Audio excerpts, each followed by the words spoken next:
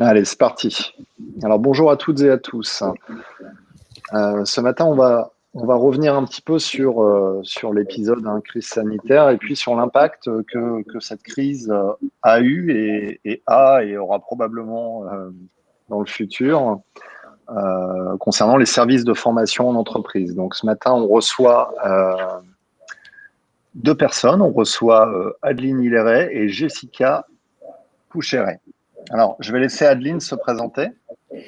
Bonjour à tous, je suis donc Adeline Hilleret, je suis responsable Digital Learning au sein de Campus Veolia et j'ai dans le scope de mon équipe toute l'ingénierie, la production et le déploiement des formations et de toutes les modalités de formation digitale. Merci Adeline. Jessica. Bonjour, moi je suis responsable de la production digitale chez SkillsD et cofondatrice de SkillsD. Dans notre équipe, on est là pour faire de l'ingénierie pédagogique, de la conception digitale, de la création de contenu, et ainsi que l'animation et le déploiement des contenus digitaux. Super. Alors Adeline, première question, qu'est-ce que c'est le campus Veolia ? Le campus Veolia, c'est le centre de développement des compétences du groupe Veolia. C'est un organisme de formation, c'est aussi un CFA. On a toute une partie en fait sur la formation professionnelle continue, donc de nos collaborateurs, mais aussi de certains collaborateurs d'entreprises externes. On a toute une partie formation initiale avec des diplômes qui vont du CAP jusqu'au master.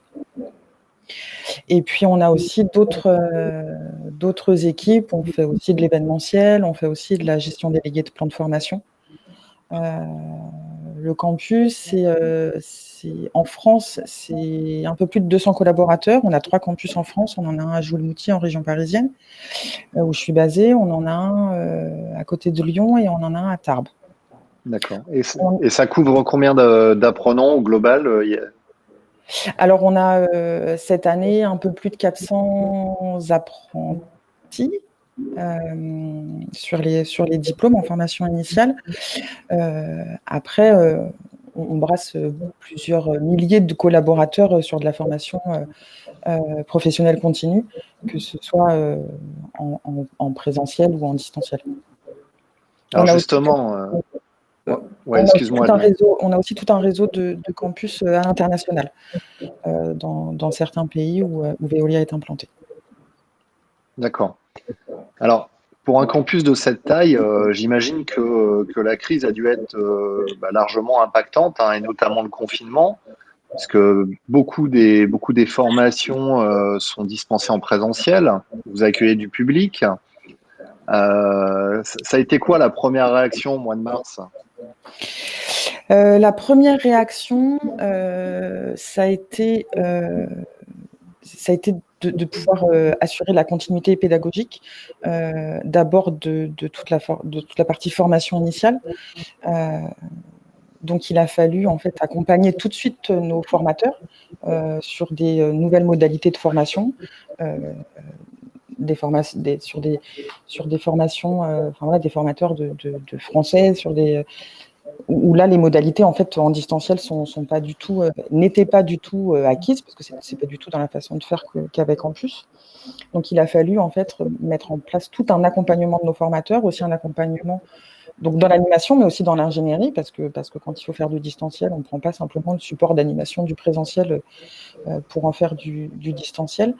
Donc, on a mis en place tout un programme d'accompagnement en ligne, pour le coup, et aussi donc sur notre plateforme de formation, aussi en classe virtuelle, pour pouvoir accompagner nos collaborateurs, nos formateurs et nos ingénieurs pédagogiques.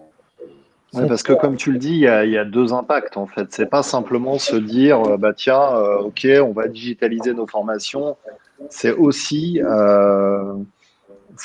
accompagner des personnes, des salariés qui ont l'habitude de dispenser des formations en présentiel et qui quelque part du jour au lendemain se retrouvent à voir leur métier évoluer, voire changer et aller complètement vers du moins pendant une période, vers du digital.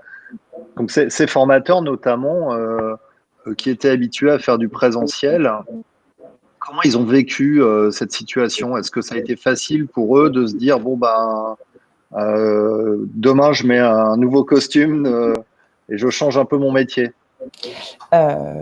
Alors, clairement, non, ça n'a pas été facile. On a tous des personnalités différentes et puis il y a eu la crise qui a fait qu'on est forcément, enfin, que certaines personnes ne sont forcément pas à l'aise avec la situation. Donc oui, il a fallu et en fait ces formateurs et ces ingénieurs pédagogiques sont du coup devenus aussi nos apprenants à nous, Ouais. parce que justement il a fallu les rassurer, il a fallu leur donner les outils, il a fallu faire avec eux parfois. Enfin, ça a été ouais, une période plutôt. Il a fallu les rassurer parce que oui, leur métier a évolué, mais un formateur, on aura toujours besoin de nos formateurs, que ce soit en présentiel ou en distanciel. Toutes les formations ne sont pas devenues des e-learning et on ne va pas arrêter de faire du présentiel. Après, il y a aussi des formations, on a des formateurs techniques, Ouais. où là, oui, forcément, il faut imaginer de nouvelles modalités, il faut imaginer de nouveaux accompagnements pour leurs apprenants à eux. Et ça n'a pas été une période facile, en effet. Alors, on a une première question que je vais plutôt adresser à Jessica, c'est comment avez-vous formé vos formateurs pour animer en digital? Donc, première question que je vais te poser, c'est quand quelqu'un vient te voir, comme Adeline, pour te dire, ben voilà, on est dans l'impasse, il faut qu'on transforme absolument ce présentiel en digital, hein, pour X ou Y raison. Bien évidemment, tout le présentiel n'est pas transformé, mais il y a des incontournables. Comment on s'y prend? Nous, on a été amenés justement à répondre à cette question-là. On a créé des formations et on a revu notre Train the Trainer, qui était plutôt orienté très salle aussi au départ, justement pour prendre en compte aussi tout ce qui est animation distancielle et donc travailler sur les outils, sur le choix aussi des outils. On a pu aider nos clients à choisir les bons outils pour pouvoir adresser des classes virtuelles, des webinars ou des choses comme ça.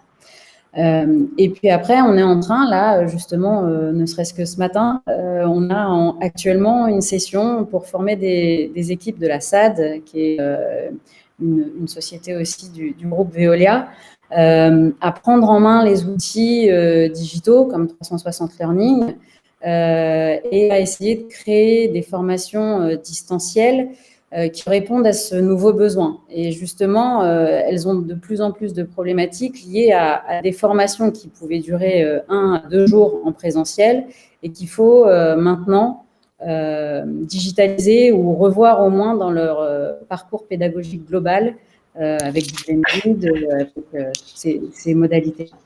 Donc, nous, on accompagne nos clients là-dessus. On essaye de répondre aussi aux intentions pédagogiques qui sont les leurs et de les transposer avec des parcours digitaux qui soient dynamiques, ludiques, engageants pour les apprenants et de travailler sur tout ce qui est déploiement derrière. Ça veut dire que la première étape, en fait, de cette transformation, c'est déjà de former les formateurs. Oui, parce qu'on ne construit pas un parcours, comme le disait tout à l'heure Adeline, ça ne nécessite pas de prendre le contenu et de venir le copier-coller dans des outils digitaux. Il y a une prise en main à avoir, il y a aussi une façon dont va être adressées les formations et qu'il va falloir bien prendre en compte. Et puis, il y a de l'animation derrière aussi à faire. On peut encore aussi penser à utiliser tout ce qui va être forum pour que les gens continuent à être formés aussi entre pairs, à discuter entre eux.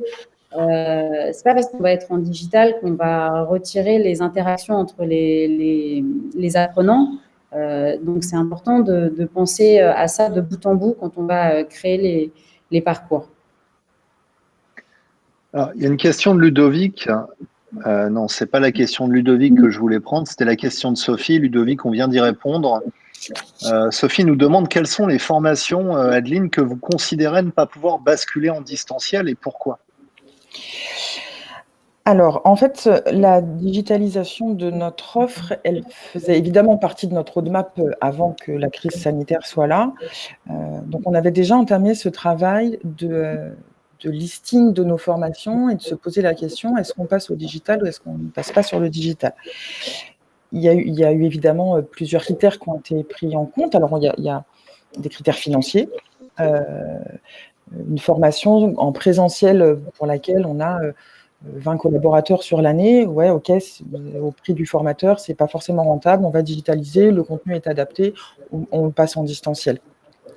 Il y a d'autres formations. On a par exemple un programme international d'intégration des cadres du groupe, où là, au moment de la crise sanitaire, on s'est dit, en fait, on continue à accueillir des cadres dans le groupe quand même. Cette intégration, c'était 3 jours en présentiel. On se pose la question, et là, il a fallu... Là, pour le coup, ça n'a pas juste été le listing et se dire, OK, financièrement, qu'est-ce que ça donne? Là, il a fallu aller creuser plus dans le fond. Est-ce que l'intégration a un sens si on la fait en distanciel? Est-ce qu'on va avoir tout l'engouement et tout l'engagement qu'on a quand on a entre 250 et 300 personnes qui viennent de l'international sur notre campus? Est-ce que ça, on peut réussir à le basculer et à garder vraiment une interaction suffisante pour que les gens se sentent intégrés? Et là, pour le coup, on s'est dit, non, là, il n'y a pas de sens. Ça ne fait pas partie des choses qu'on va digitaliser. Après, il y a aussi, par exemple, des formations techniques où on s'est dit, on a une formation sur les outils de découpe pour le France. Manipuler un outil de découpe, oui, ça va se faire en présentiel, ça c'est certain. Mais on s'est aussi dit, dans toute la partie théorique, est-ce qu'elle peut être mise en forme pour en faire du digital? On a travaillé avec les experts et on s'est dit, en fait, dans ce cas-là, cette partie-là, on va en faire un e-learning qui est suivi avant le présentiel, qui est vraiment sur la manipulation de l'outil. Donc, il y a plein de choses qui sont rentrées en compte pour faire ces choix-là. En fait, chaque formation est étudiée en fonction de l'intérêt et de la possibilité de la digitaliser, que ce soit un intérêt économique, mais pas seulement. L'intérêt économique, finalement, tu vas plutôt l'analyser en dernier recours. Le premier intérêt, c'est de savoir si c'est pertinent et suffisamment engageant pour l'apprenant. C'est ça la première question. Exactement. Il faut pouvoir... en fait, l'engagement est vraiment la pertinence du contenu en digital. Est-ce qu'on va... Alors oui, il y a une évaluation de fin de formation et c'est bien si notre collaborateur, il a le résultat minimum obtenu. C'est un fait, c'est bien. Mais il faut aller au-delà de ça et vraiment, il y a... Oui, la pertinence, l'engagement, il y a toute la partie lien, échange entre les stagiaires qui est nécessaire de mettre aussi en place quand on fait du digital. Il faut être en capacité de le faire et de choisir. Adeline, tu as cité 2 populations, tu as cité tes cadres à l'international qui viennent dans un process un peu de onboarding, et puis j'imagine plus des populations ETAM qui viennent faire des formations techniques de découpe. Mais justement, Jérôme pose une question.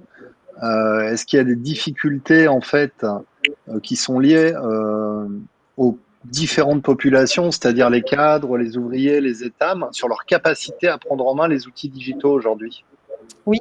Oui, c'est un vrai sujet. Alors déjà, il y a la capacité à prendre en main, mais il y a aussi le fait que tous nos collaborateurs, on a des populations ouvrières qui ne sont pas équipées pour suivre du digital, qui n'ont pas un device, qui n'ont pas un téléphone, qui n'ont pas un ordinateur. Donc, il y a déjà cette partie-là à prendre en compte. On a aussi, en effet, quand on peut mettre à disposition un outil pour suivre la formation, les gens ne sont pas forcément à l'aise. Il faut que les BU puissent les accompagner sur la façon de se connecter, la façon de suivre la formation. Et puis, il y a aussi tous les sujets d'alphabétisation. On a aussi des populations qui ne savent pas forcément lire, donc il faut aussi penser nos formations en fait avec tous ces points-là. Alors, on va peut-être l'illustrer avec Ouais, Jessica. J'allais l'illustrer avec la formation qu'on a pu faire au sein du groupe Veolia avec le campus Veolia sur le retour post-Covid. J'allais te lancer là-dessus, tu vois. Il y a une formation pour laquelle on a été mandaté. L'objectif, c'était de former tous les collaborateurs du groupe chez Veolia. Et ce qui nous a été demandé, et ce qui nous est même demandé sur d'autres formations, hein, mais c'est à chaque fois de créer un support de formation slide, un kit de slides qui peut être mis à disposition de certains formateurs en salle pour qu'ils puissent passer les slides auprès des apprenants. Et puis, on a un kit aussi avec toutes les vidéos de bout en bout, justement pour permettre de voir la formation sans avoir à cliquer sur tous les boutons quand on n'a pas forcément accès à un ordinateur, à un mobile, etc. Et puis après, quand on est sur un nouvel outil comme ça de digitalisation, ce qui est aussi important, et nous, ce qu'on essaye de faire le plus, c'est en introduction des formations, contextualiser l'outil et donner des pas à pas et expliquer comment on peut naviguer sur l'outil. On peut faire des petites vidéos tuto, on peut faire plein de choses pour permettre à l'apprenant de rapidement être à l'aise dans l'outil digital. Mais c'est des choses qu'on prend en compte. Adeline, on fait sur les formations sur lesquelles on est mandaté avec le campus Veolia. Alors, c'est un bon exemple, ce dispositif retour post-confinement, parce qu'il a concerné 100% des collaborateurs et c'était un dispositif obligatoire. Adeline. Oui, c'est une formation qui a été mandatée par notre direction prévention santé sécurité du groupe d'abord pour toute la population France. C'est un e-learning qui était en effet obligatoire pour revenir sur site. Et donc là pour le coup, ça a aussi fait exploser du coup notre plateforme de formation parce que on avait début du confinement, peut-être 3000 licences. Fin du confinement, là, aujourd'hui, on est arrivé à près de 50 000 licences sur notre outil de déploiement. Ouais, il a fallu mettre en place les outils et en fait, du coup, le digital, c'était aussi pouvoir diffuser des vidéos sur un moment présentiel pour justement toucher toute la population du groupe et toutes les catégories de collaborateurs. Puis faciliter les mises à jour aussi, parce qu'on était sur une formation qui a été faite évidemment très rapidement, mais dans un environnement très mouvant, puisque on dépendait des moments de loi, des moments de contexte qui pouvaient changer à tous les jours. Est-ce que tout le monde doit faire le test avant de revenir sur site ou pas? Est-ce que tout le monde prendra la température ou pas? Enfin, il y avait plein de questions qui se posaient en même temps qu'on construisait. Donc, le digital a permis aussi de pouvoir faire ces mises à jour très rapidement et d'avoir la bonne formation au bon moment, en tous les cas. J'avais une question là qui s'est intercalée d'Éric qui demande quelle est la place de la gamification dans vos formations. Elle est toute petite, la place de la gamification aujourd'hui dans notre offre. On en fait très très peu et quand on fait vraiment des choses très simples. C'est plus souvent sur de la mise en situation, mais on n'a pas encore passé le cap des outils de gamification dans notre offre. C'est vraiment une moindre échelle, c'est vraiment toute petite part. Jessica, toi, tu peux nous en dire deux mots de façon plus globale parce que c'est quelque chose que vous maîtrisez chez SkillsD. Oui, la gamification, on essaye d'en faire. Alors, ça va dépendre en effet des populations ou des cahiers des charges, des formations sur lesquelles on va être. Quand on est sur des formations très, très sécurisées, enfin sur la sécurité, en tous les cas au travail, la mise en sécurité, des choses comme ça, c'est vrai que ça laisse peu de place parfois à la gamification. Ce qui ne veut pas dire qu'on ne va pas faire du ludique. Et ça, c'est important. Nous, on s'est vu faire du ludique sur des sujets comme la lutte contre le blanchiment d'argent. Et de prime abord, ce n'est pas le sujet le plus fun qu'on puisse traiter. Et pour autant, avec un bon storytelling, avec une bonne alternance de contenu, on va pouvoir en faire quelque chose d'engageant que le collaborateur va vouloir suivre de bout en bout. Et c'est ça notre objectif. Donc, rajouter de la gamification, rajouter du challenge, on peut le faire. Les outils digitaux le permettent très facilement avec toutes les statistiques qu'on peut avoir. Ça peut très bien marcher aussi sur des populations de commerciaux, par exemple. On peut faire de très belles choses ou avec de l'incentive. Là, c'est des conseils qu'on va pouvoir apporter à nos clients en fonction de leurs besoins, des collaborateurs à former, du sujet. Voilà, on s'adapte en fonction de ça. D'accord. Alors, Adeline, tu as dit quelque chose qui est important. La plateforme a failli exploser, enfin je schématise, parce que effectivement vous avez eu un très fort taux de connexion et d'utilisation de la plateforme.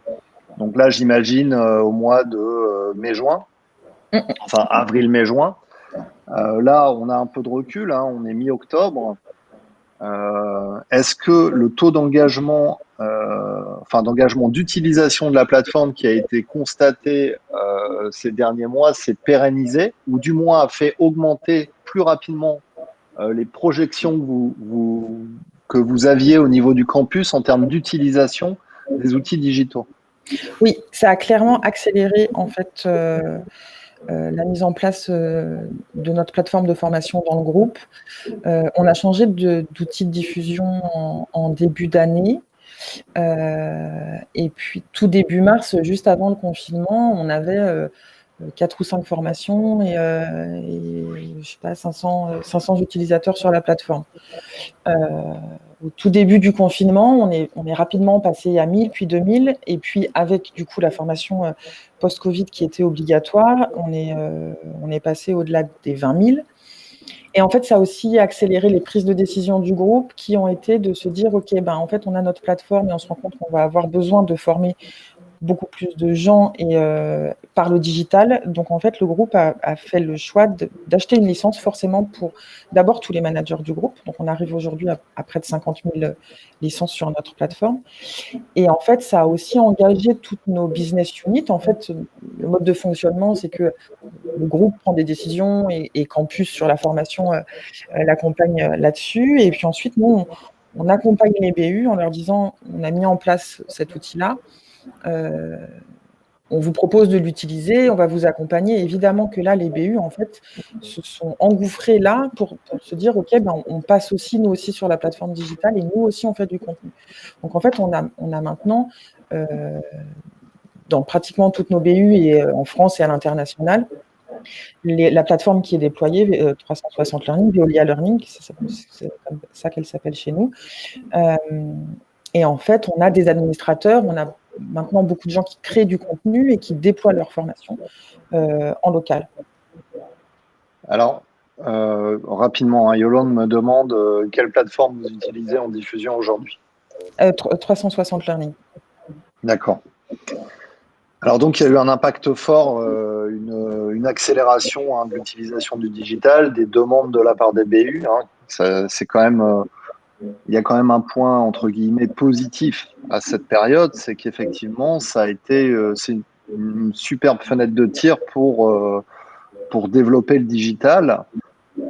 Et donc, comme tu le dis, ce qu'il prouve, c'est que tu as aujourd'hui des demandes entrantes beaucoup plus récurrentes que tu n'en avais par le passé. Donc, on a rapidement abordé tout à l'heure l'aspect, la question que je vais poser, elle est un peu... j'ai parlé des formateurs, du campus, etc.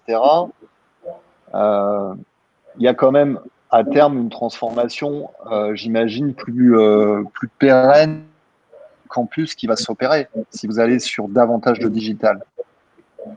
Oui, est-ce qu'il y a une trajectoire, une stratégie là dans les 6 mois, 12 mois, 24 mois du campus à évoluer vos collaborateurs vers de nouveaux métiers ou à développer complètement de nouveaux métiers liés au digital?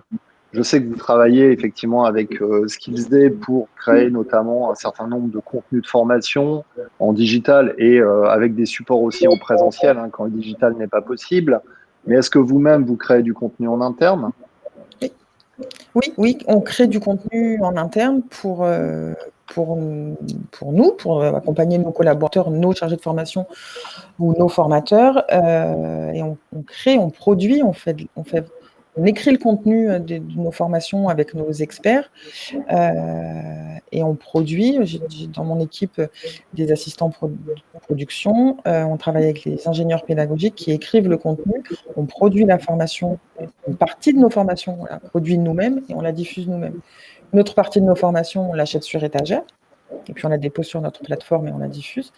Et puis aussi, on fait appel à des partenariats comme avec Skillsday, parce qu'on n'a pas forcément la bande passante pour le produire, parce qu'on n'a pas forcément de réelle valeur ajoutée à le produire, nous, en interne, sur certains sujets. Et c'est là qu'on met en place des partenariats avec, principalement avec Skillsday sur plusieurs programmes. Alors souvent, il y a une question qui revient justement par rapport à ça. C'est une question, entre guillemets, stratégique. À partir du moment où les BU ou certains collaborateurs ou vous-même en interne au niveau du campus, vous créez des contenus. C'est-à-dire que là, le campus va créer des contenus, des prestataires externes vont créer des contenus. Est-ce que les BU ont aussi vocation à créer du contenu, par exemple? Oui. En fait, si on a décidé de basculer sur 360 Learning, c'est parce qu'il y avait cette modalité, en fait, de pouvoir produire du contenu assez facilement. Malgré tout, Campus essaie de rester garant de la qualité. Enfin voilà, c'est pas inné de faire de la formation en ligne. Et en effet, on ne prend pas un PowerPoint qu'on va déposer et on a une formation sur notre plateforme. Donc nous, on essaie de rester garant de la pédagogie et du sens et de la qualité de la formation. Et les BU, donc, produisent elles-mêmes, en effet, du contenu, que ce soit sur du soft skills ou sur des modalités techniques. Elles ont des experts et des gens qui sont formés aussi à la pédagogie et qui peuvent créer du contenu sur notre plateforme. Alors, du coup, j'ai une question de Yolande par rapport à ça qui demande, mais finalement, comment on fait pour garder une cohérence groupe si on multiplie le nombre d'administrateurs de l'outil et on offre la possibilité donc à des externes au campus d'aller proposer et créer eux-mêmes des contenus. Quelle stratégie on met en place en fait pour que tout ça reste parfaitement cohérent dans une stratégie globale? Alors, déjà, on a des programmes qui sont groupes, qui sont portés par le groupe, et ça, ils sont produits par campus ou par des sous-traitants, mais en tout cas, on est nous les garants là, de la formation, Ouais. qui portons les projets pour le groupe. Même si on a des sous-traitants qui travaillent derrière, c'est vraiment Campus qui porte et Campus qui déploie. Donc, on déploie, même pour des BU qui sont sur la plateforme et qui sont administrateurs de leur espace sur la plateforme, c'est nous qui déployons vraiment en interne. On a une administratrice qui est là pour ça et qui déploie vraiment. Et donc, c'est elle aussi qui va faire tous les extracts et tout le tracking pour remonter ça à nos directions. Ensuite, Veolia, c'est un grand groupe avec des métiers différents et avec des business units qui ont une organisation particulière et qui sont, pour le coup, un peu indépendantes et qui malgré tout, vont être, elles, dans la lignée de ce qu'elles doivent produire pour leur entité. On n'aura pas le contrôle sur tout ce que les BU peuvent produire. Ouais, mais ça veut dire de toute façon que quand on déploie une stratégie digitale en matière de formation, il faut quand même laisser de la latitude aux sachants, en fait, tout simplement. Exactement.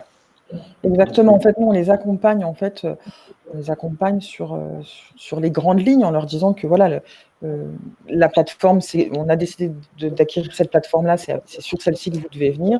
C'est de cette façon-là qu'on doit accompagner les collaborateurs. On vous conseille de mettre en place les forums, on leur fait des accompagnements, mais en fait, oui, elles sont autonomes. Pour certaines. Pour d'autres, on fait vraiment pour elles parce qu'elles ont décidé de ne pas passer encore en autonomie sur la production, sur le déploiement. Est-ce que ça, Jessica, c'est quelque chose... c'est quand même un projet dans le projet et c'est la base, c'est-à-dire comment on organise son service formation pour que ça ne parte pas dans tous les sens. Je pense notamment au social learning où on peut, dans certaines entreprises, laisser les collaborateurs créer eux-mêmes du contenu et le proposer. Tout ça, c'est des points à définir en amont, en fait. C'est hyper stratégique pour faire en sorte de conserver des catalogues de formation qui restent cohérents et qui atteignent les bonnes cibles dans l'entreprise. Nous, on accompagne nos clients sur cette construction-là. C'est ce qu'on fait, en effet, là, par exemple, sur la SAD et puis sur d'autres clients et d'autres technos. Il y a une mise en place de guidelines à faire pour que tout le monde soit d'accord, ne serait-ce que sur la rédaction et le ton de rédaction qu'on veut adopter. Donc, c'est dans un même service et les amener à réfléchir sur les points qui peuvent être incohérents d'un rédacteur à un autre et comment apporter cette cohérence, etc. On peut même avoir l'effet chez nous. Moi, dans l'équipe, on a une équipe de 10 rédacteurs. On fait des contenus sur étagère. Il faut que le niveau de qualité du contenu sur étagère qui sort de chez SkillsD soit le même, peu importe le rédacteur. Donc, c'est des choses qu'on s'est imposées à nous-mêmes dans notre mode de construction et qu'on apprend ou on accompagne nos clients pour aller vers ça quand ils le souhaitent. Donc, ça veut dire aussi travailler plus sur, revenir peut-être parfois sur des fondamentaux comme sur la pédagogie, sur quelle est l'intention pédagogique de votre formation, comment vous allez la construire, etc. L'alternance et comment on va mettre du ludique. Quand on dit ludique, on pense souvent jeux d'enfants et autres, mais en fin de compte, il y a plein de choses à faire, même pour des adultes, dans un apprentissage continu qui peut être très sympa à faire. L'alternance de type de médias, ne pas forcément mettre que des vidéos, mais aussi aller mettre du son, des images cliquables, donc, il y a plein de choses à faire de ce point de vue-là, sur lesquelles on va accompagner les clients pour que justement, ils aient des contenus qui soient qualitatifs et cohérents dans un global catalogue. Et puis après, assez rapidement quand même, les responsables de formation voient des contenus qui fonctionnent en termes de déploiement et d'autres qui fonctionnent moins. Et c'est souvent à ce moment-là qu'ils se posent les questions, c'est-à-dire que toutes les plateformes qui sont mises à disposition permettent de créer du contenu très facilement, mais créer du contenu engageant facilement, ça devient plus compliqué. Donc, c'est là où il y a un apprentissage à avoir, c'est là où il y a des choses à montrer et à accompagner nos clients vers ça. Mais assez rapidement, si vous créez plein de contenus et que personne ne va jusqu'au bout, les gens font des retours qui ne sont pas forcément bons, assez rapidement, vous allez vous dire qu'il faut peut-être aller se faire accompagner pour avoir des contenus impactants. Alors, Adeline, j'ai Carole qui nous demande si vous formez référent à la pédagogie digitale, justement pour garder cette cohérence de création de contenu de formation. Alors, on ne les forme pas directement. S'ils sont demandeurs, évidemment qu'on va les accompagner et qu'on va les former. Nous, en fait, quand il y a des contenus qui sont déployés sur notre plateforme, on va regarder ce qui s'y passe, ce que c'est, et on va pas hésiter si on se dit que c'est pas cohérent, qu'il y a des choses qui sont pas en phase avec notre façon de créer du contenu. On va les contacter et leur proposer d'adapter, de modifier, que ce soit le fond ou la forme, et de le faire avec eux, de leur proposer, eux, de le changer ou de le faire pour eux. Mais non, aujourd'hui, on n'accompagne pas directement, on ne forme pas directement nos références s'il n'y a pas de demande. D'accord. Et est-ce que sans une plateforme LMS, c'est possible de gérer tout ça ? Là, dans la période qu'on vient de traverser, je pense que ça aurait été très compliqué. Ce qui est aussi nécessaire et avec une plateforme, c'est de pouvoir traquer, tracer en fait les formations qui sont déployées. On a des programmes qui sont obligatoires, par exemple sur des sujets compliance, sur l'anticorruption, par exemple, qui sont des formations qui sont obligatoires pour l'Agence française anticorruption. Si on n'a pas un LMS, un outil en tout cas qui est capable de traquer et de prouver qu'on a formé nos collaborateurs, c'est quand même plus compliqué. Après, l'outil de déploiement, il est aussi nécessaire pour pouvoir créer un catalogue, une bibliothèque en fait à dispo. Donc ça, on est en train de le créer en fait. Tous les collaborateurs, tout nouveau collaborateur dans le groupe va pouvoir en fait se former sur une bibliothèque d'intégration, sur une formation à la diversité, sur les basiques du management, sur présentation de certaines directions du groupe. C'est quand même nécessaire de pouvoir localiser tous nos contenus de formation sur le LMS. D'accord.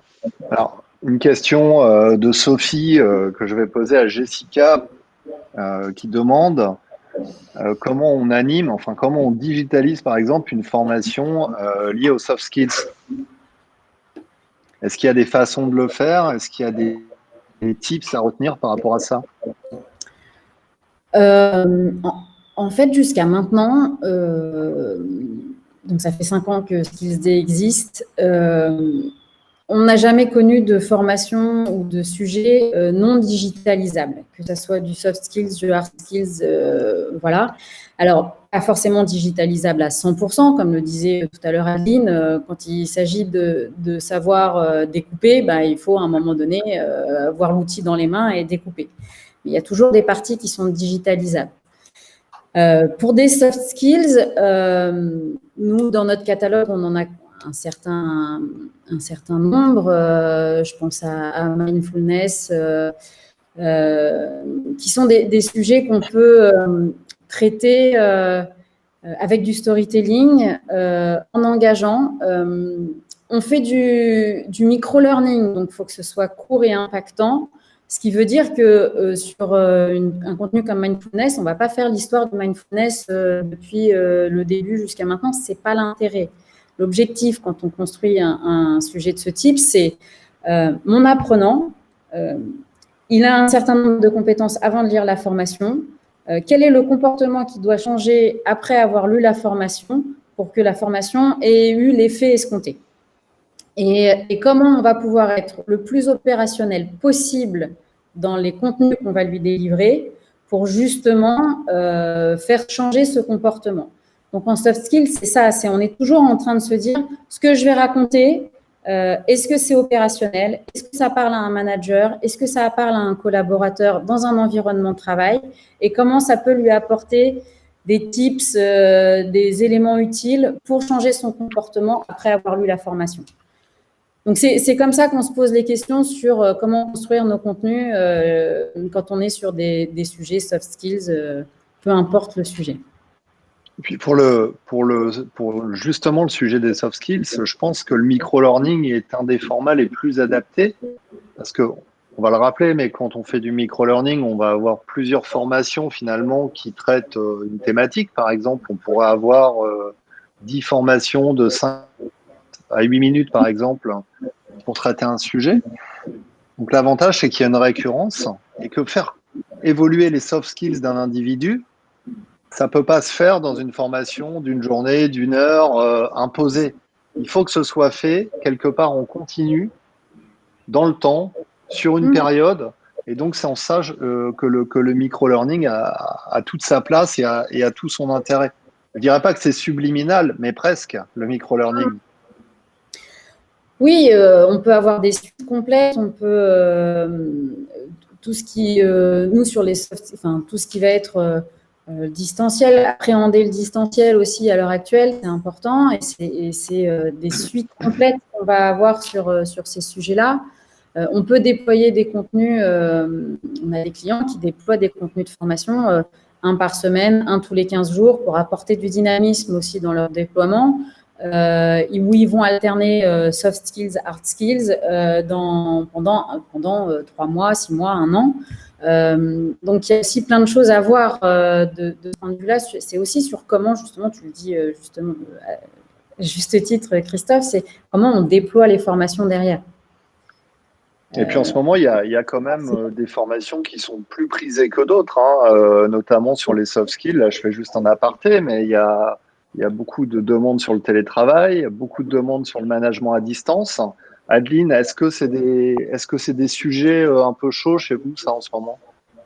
S'il y a quand même une population qui doit être en télétravail chez vous. Il y a eu, on a quand même réintégré pour la plupart à la fin du confinement. Mais ça n'empêche qu'il a fallu, pendant la période, en fait, mettre en place ça. Là, pour le coup, on a pris du contenu sur étagère qu'on a déposé sur notre plateforme. Parce que là, nous, on a senti qu'on n'avait pas de valeur ajoutée. Alors, quand on prend du contenu sur étagère, on le dépose et puis nous, on vient intégrer en fait un petit module qui va être estampillé dans le fond Veolia parce qu'il y a des messages à passer et que. Oui, ça a été le télétravail, la gestion du télétravail, le management à distance, ça a été des modalités qu'il a fallu déployer très très vite, juste au tout début du confinement. Alors du coup, ça m'amène à une transition en termes d'organisation du campus, d'objectifs du campus dans les mois à venir. Donc j'imagine que comme beaucoup de services formation ou de services RH en général, votre feuille de route 2020 a largement été remise en question. Donc en quoi la période actuelle a-t-elle remis en question cette feuille de route et quels sont vos grands chantiers à venir? Hormis les formations que vous souhaitez déployer ou autres, hein, en termes d'organisation du campus, est-ce qu'il y a un impact sur l'organisation du campus? Oui, il y a un impact sur l'organisation du campus. On n'a pas remodélisé l'organisation et les services, mais il y a eu un impact sur les postes, sur les fonctions des uns et des autres, sur la charge de travail des uns et des autres, où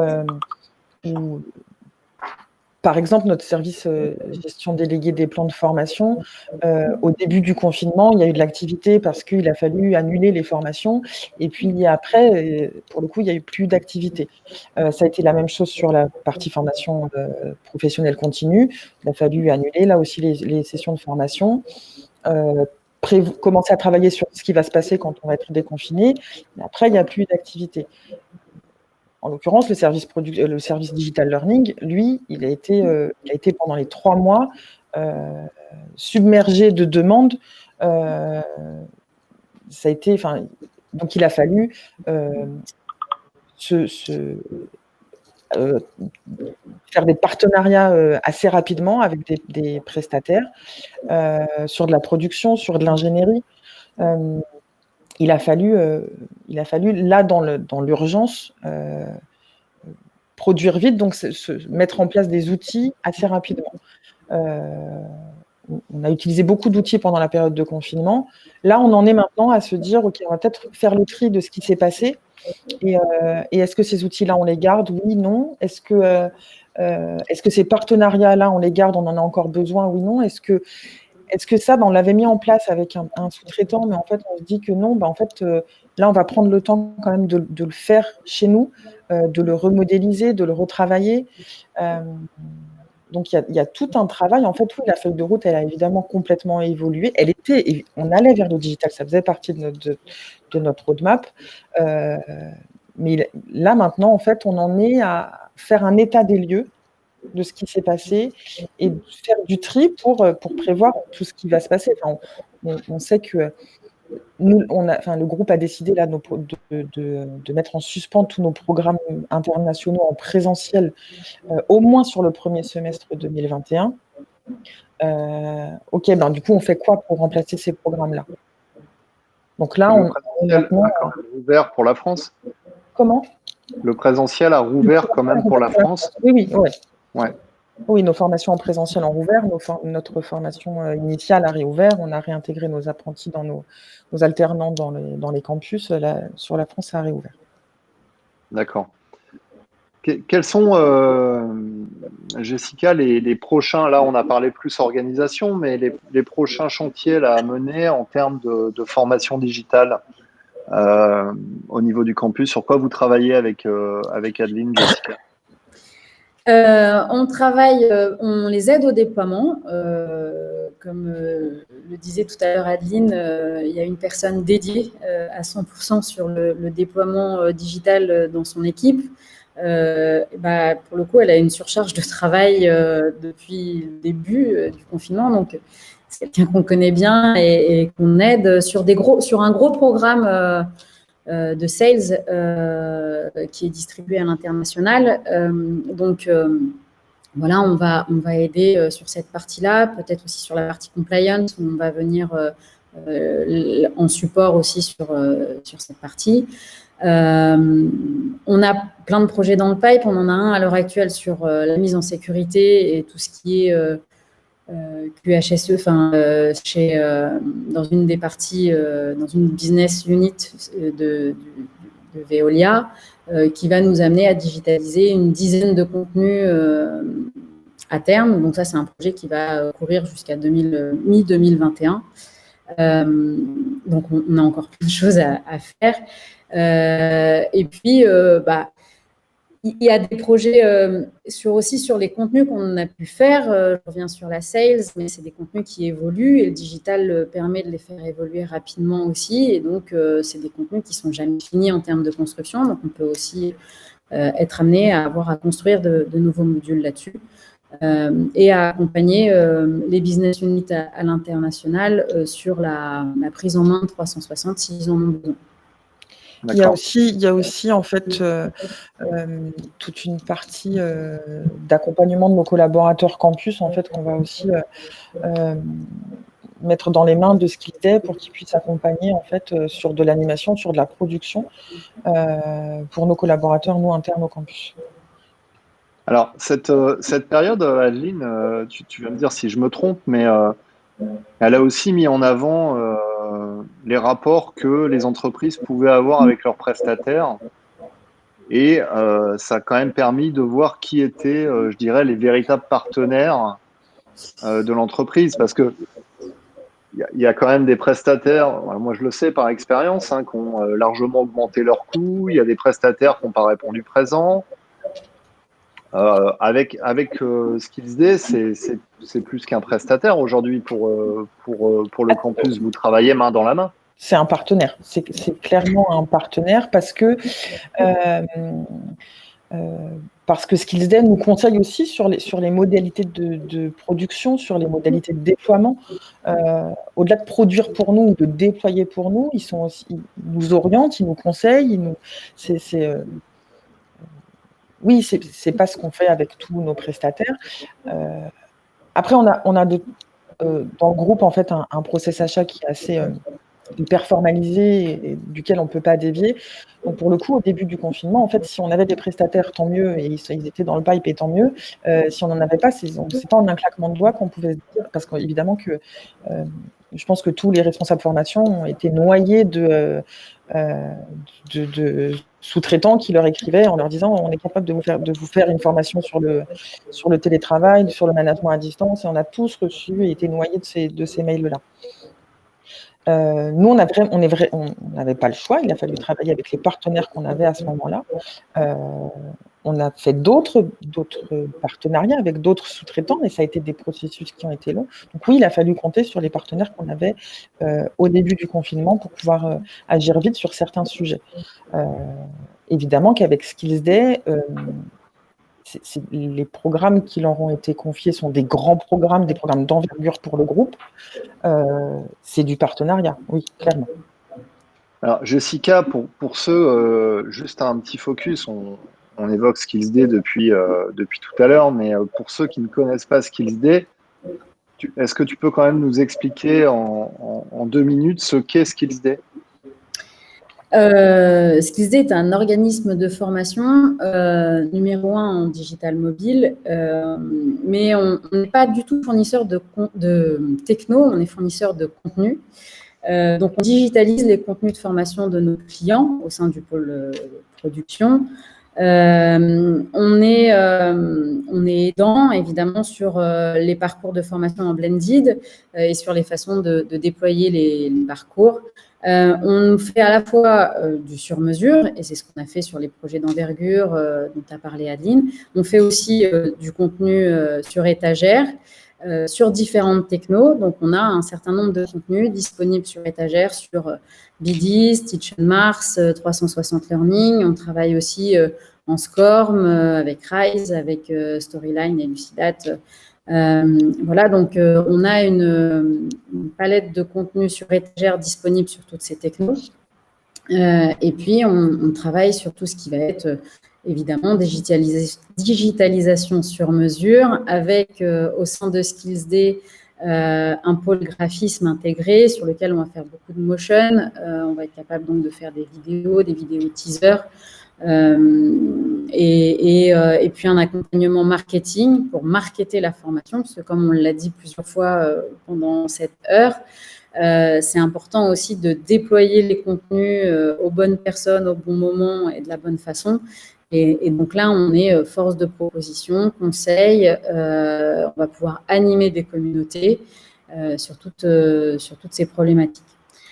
Et on a un pôle blended ou en 100% présentiel, mais là, évidemment, c'est moins le cas actuellement, avec un écosystème qui nous permet d'adresser des formations à l'heure actuelle.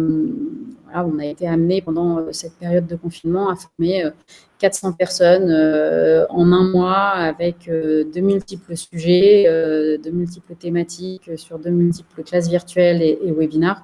Donc, c'est des choses aussi qu'on sait faire au sein de nos équipes.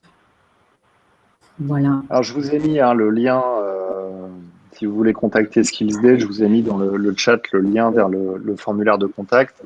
On a abordé pas mal de sujets. J'ai une dernière question à poser à Adeline. Est-ce que la crise, alors vous l'avez dit tout à l'heure, il y a eu une embellie, beaucoup de connexions mars-avril, mais est-ce que cette crise n'a pas un impact sur le niveau d'engagement aujourd'hui des apprenants? Est-ce que c'est facile pour les gens aujourd'hui de se former dans un contexte de crise ou de venir avec un masque, ou de faire une formation distancielle en télétravail? Est-ce qu'il y a un impact directement sur les salariés du groupe? En fait, il y a eu vraiment, au moment du confinement, un réel engouement en fait, de nos collaborateurs pour avoir de la formation. Oui, il y a eu du chômage partiel, oui, il y a eu du télétravail, mais malgré tout, en fait, les gens avaient envie de se former, avaient envie de profiter de ce temps parce que pour certains, l'activité a été amoindrie. Et donc, ils ont eu vraiment cet engagement de se dire oui, on va passer le cap, parce que pour certains, c'était aussi assez compliqué de s'y mettre. Et donc, il y a eu un réel engouement pendant le confinement. Et en fait, c'est resté. Et puis nous, derrière, comme on a aussi basculé des programmes qui ont été obligatoires pour le groupe, il y a toujours cet engouement, il y a toujours cet engagement de la part de nos collaborateurs. Il faut qu'on soit prudent parce que malgré tout, on a déployé beaucoup de choses sur le digital, et que là, je pense qu'on arrive à un moment où justement nos collaborateurs se disent « je passe mon temps à me former sur Veolia Learning, il va falloir faire du tri, il va falloir communiquer correctement au bon moment ». Enfin, c'est ce que disait Jessica. En fait, sur certaines populations, ben oui, on est concerné par la formation Entretien Pro qui va arriver la semaine prochaine. On est concerné par la formation anticorruption d'il y a 15 jours. On est concerné parce qu'on vient aujourd'hui sur site par la formation post-Covid. Et du coup, on passe. Et puis, on est sur la sales. Et puis, on est sur la sécurité. Donc, on passe beaucoup de temps sur Veolia Learning. Donc, il faut temporiser ça, mais il y a eu vraiment un réel engouement de la part de nos collaborateurs à se former, se former en ligne. Vraiment. Donc en fait, si on peut retenir un point négatif de cette crise, c'est surtout au moment du confinement, et un peu la panique de se dire il va falloir digitaliser, comment on s'organise, etc. Mais finalement, il y a aussi beaucoup de positifs. il y a quelque part une montée en compétence des formateurs en présentiel sur du digital. Donc, très clairement, leur métier évolue, mais ils ont évolué très vite. Et, bien, quelque part, c'est aussi une chance, c'est une opportunité. Et puis, il y a… Ça leur a permis, excuse-moi Christophe, mais juste sur nos formateurs en présentiel, ça leur a permis aussi aujourd'hui, même si le présentiel est revenu, de pouvoir intégrer en fait du digital dans leur formation présentielle. On n'est plus sur le modèle, j'ai mon formateur qui est avec, enfin, il n'était déjà plus, mais avec son PowerPoint qui s'affiche au tableau, où là en fait, ils utilisent aussi 360 Learning dans le présentiel pour faire des évaluations, pour faire des quiz. Et ça, c'est vraiment un cap qui a été possible grâce à la crise sanitaire et au confinement qu'il y a eu en début d'année. Et puis, pour l'ensemble de la population de l'entreprise, comme je dirais quasiment 100% des outils digitaux, bah, ça a permis une adhésion à ces outils, une accélération assez spectaculaire de l'utilisation de la part des apprenants, des salariés de l'entreprise. Exactement. Est-ce que tu veux dire un mot pour conclure, Adeline? Est-ce qu'il y a quelque chose que tu voudrais ajouter, un conseil à donner Juste que oui, digitaliser de la formation, c'est pas simple. Ça se fait pas. Il faut revoir le fond, il faut évidemment revoir la forme, mais que malgré tout, avec les bons outils, les bons partenaires, les bons sous-traitants, on peut facilement engager et maintenir l'engagement de nos collaborateurs dans la formation digitale. Merci Adeline. Jessica, un petit mot pour conclure. Moi, je veux remercier le campus Veolia et Adeline pour la confiance que vous faites à l'intérieur de nous, pour ces beaux partenariats. Voilà. Et puis, non, il y a plein de choses encore à faire. Digitaliser, c'est un métier et je pense que cette période l'aura aussi montré. Voilà. Eh ben, merci à toutes les deux. Merci beaucoup. Puis, donc le replay sera disponible sur Maya Einstein cet après-midi. Je vous remercie, Adeline, Jessica, et je vous souhaite une excellente journée. Merci Christophe. Merci à toutes et à tous. Bonne journée. Au revoir. Au revoir.